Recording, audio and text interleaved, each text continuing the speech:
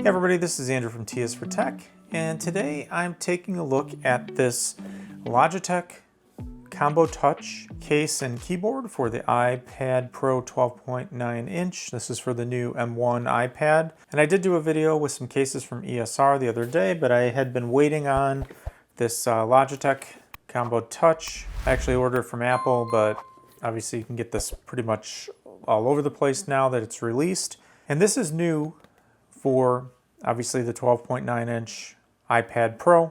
It's a detachable case, keyboard comes off, kind of Surface-esque if you're looking at the Microsoft Surface, or if you know about the Microsoft Surface. This kind of resembles that in my mind when I'm looking at it, and operates in a similar fashion. The keyboard can come off, you can use the tablet on its own, it has a stand on the back and all of that. So what I wanted to do today is just kind of take a look at this, try it on the iPad, check it out, give you guys my opinions and what I kind of think about this, and yeah, just go from there. So it comes in this box,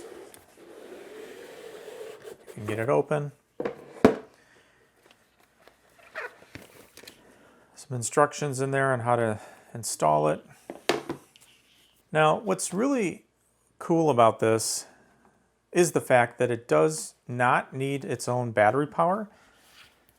So as you can see, there's the smart connector on the back side of the case that allows you to connect this up and be connected to the smart connector on the actual iPad.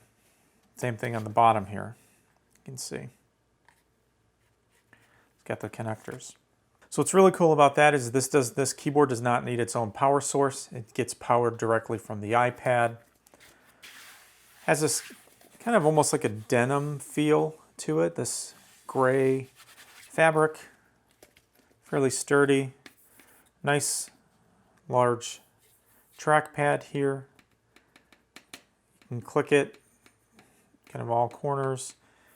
Has a nice feel, doesn't feel cheap, it's got a nice feel there.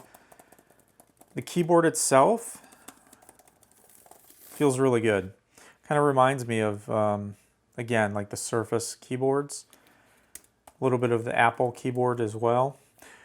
One cool thing about this is that it does have some media control keys, function type keys at the top, which don't exist on things like the Magic Keyboard. So what's really cool is you do have some one-touch access to, the media controls, the brightness, locking your iPad, the key brightness, the screen brightness, other things like that. Media keys, play, pause, fast forward. So overall, that's really, really nice. And the other cool part about this is that you don't have to have it always attached to the iPad. Now, my son has an iPad Pro that he uses for school. He had the Logitech Folio pad, and that one you cannot remove. So it kind of is a little bit of a pain, because if you want to use it in a tablet mode, you kind of like fold it around and on the back and all of that. So I like this better in that it's in this format. So because this has this kickstand kind of thing on the back, and it is magnetic, so when you pull it off, it will kind of snap back and be magnetic.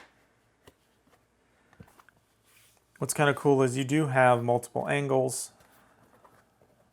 and it's pretty sturdy. You can fold it multiple angles. I mean, it would seem like it might flex a little bit if you're putting pressure on it once you have the iPad in there and it's on a desk, but not too bad. It's pretty sturdy. So that kind of can flip out, and then, you basically have the iPad. Now, the one thing that I don't like about this, and this would probably be one of my only gripes, is that the Apple Pencil spot location, that doesn't have anything to hold the pencil in place. So on some other cases I've seen, there's like a flap on the back that kind of flips over and holds the pencil. So that might be an issue when you're kind of carrying this around and you don't want the pencil to fall out. But what I was saying is that there is nothing to keep this from falling off. So once you have the cover on, it's just sticking to the side. and it could easily kind of pop off. But I guess it's a minor gripe overall.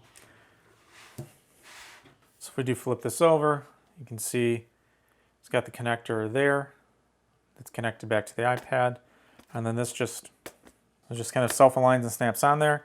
And then when you connect it, right away it says you need to download the Logitech Control app, which will allow you to kind of set up those keys and different shortcuts. So that's kind of what it looks like here. Obviously you can then put it down, stretch it out. I don't have another camera set up right today to get the side angle of this, which I probably should have done. But as you can see, you know, if this was on the desk from this direction, you can make these adjustments, etc. Again, magnetic closure. And then that kind of wraps on the front and closes there. Now, obviously this does add some bulk to the iPad. I mean, this does make your super thin iPad a little bit thicker and bulkier, but you know, it gives a lot of functionality, it adds a lot of functionality. And again, you don't necessarily even have to have this on. As I mentioned, you can just pop it off, remove it, use the iPad kind of in a standalone mode with the back protection. Pretty good cutout around the camera bump. Cutouts around the bottom. You got the smart connector, or the connector there on the top. The buttons are pretty good feeling. They do kind of fully encase the sides. And then you obviously got your space for your pencil. Now, I'll have to kind of test this out from a typing perspective, see how this is. And again, this is more of like just a fit and finish sort of thing.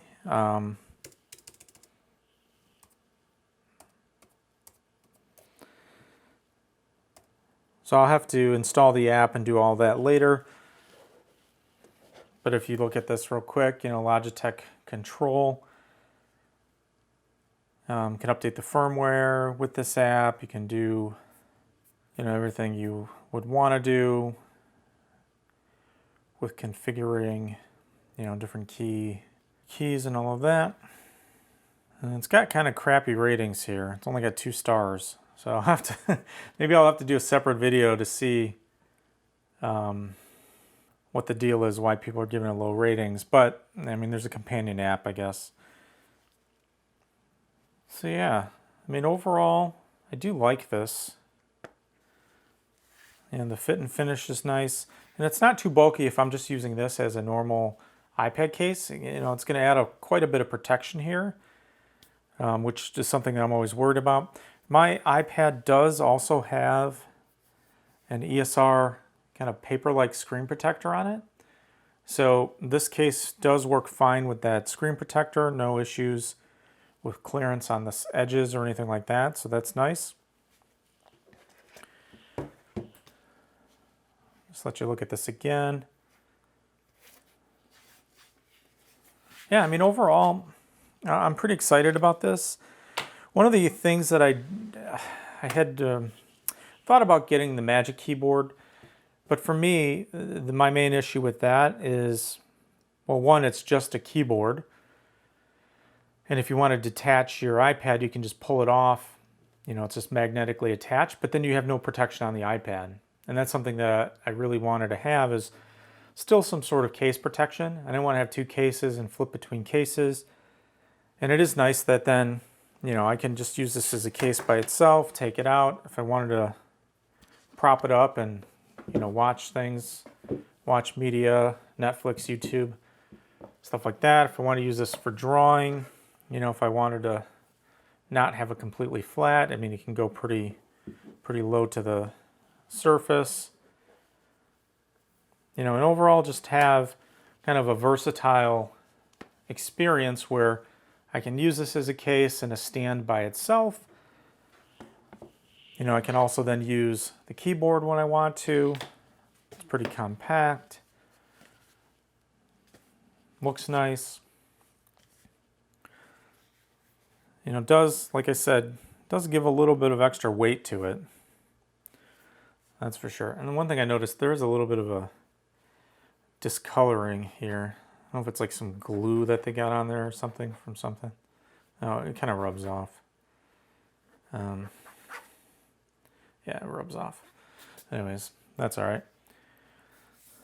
So I'm going to use this for the next couple weeks, see how it works in, you know, in actual on a day-to-day basis, and then come back and potentially give you an update.